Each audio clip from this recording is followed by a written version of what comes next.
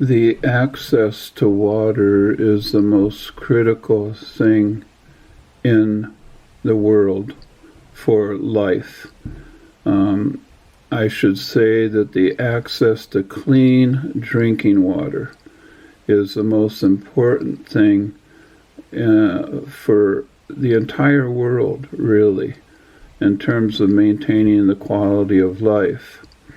There are 3 countries in the world that have declared water, the access to clean drinking water, a human right.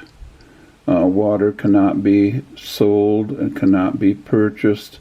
The government has to help you have access to clean drinking water in Uruguay, South Africa, and in Bolivia. I want this video to touch a bit on what one can do in order to get clean drinking water, even from contaminated water. One way is through solar distillation, where contaminated water is placed into a black pan. Glass or plastic is put above it so that the greenhouse effect heats up the water. It evaporates and condenses on the inside of the plastic or the glass, and then comes down to the channels on each side here, which allows pure water to flow out, leaving the contamination behind. It's true on this side here. I have on my computer in India, we saw this very same principle at work for a community size system, where the channels collected the condensed water off of the glass that dripped down into these channels, and then they were able to store the water in these containers. These are solar distillation systems. As you can see, the pans that hold the contaminated water are black. And so it can simply be any kind of a pan to hold the water, as long as it's black to attract the sun. Whatever evaporates will be absolutely pure. And so this is one way to get clean drinking water.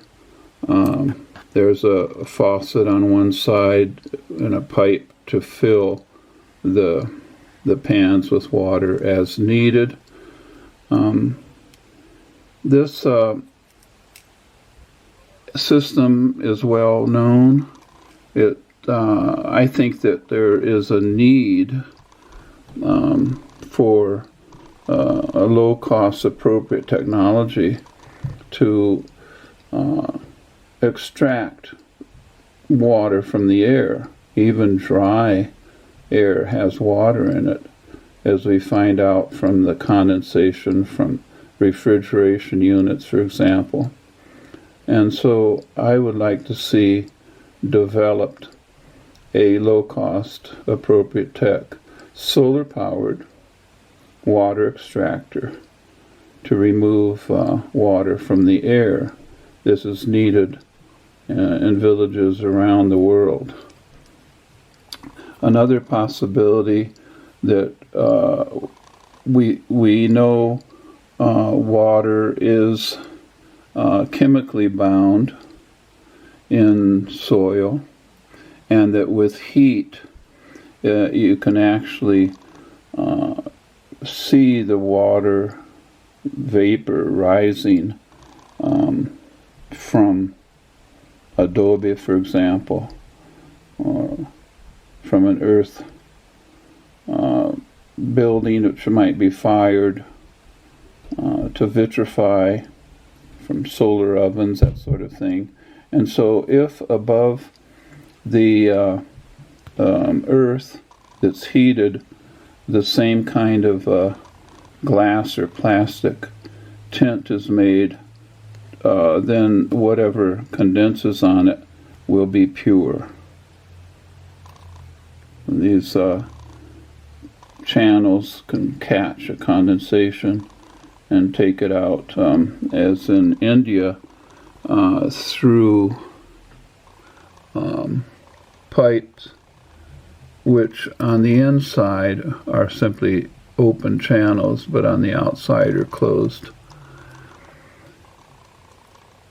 So there are also, we know that the sand and the earth has water in it, logically, from rainwater or even groundwater. And we know that by putting plastic into a hole just above the earth, that the sun penetrating through the plastic will create a greenhouse effect and heat up the earth and evaporate moisture, which again can be condensed. In this case, upside down plastic with some kind of weight here will drip into a container purified water. So these are just some ideas of how to get water in emergency situations. Even fracked water could be purified in this way. And as I say, we need to focus our attention on how to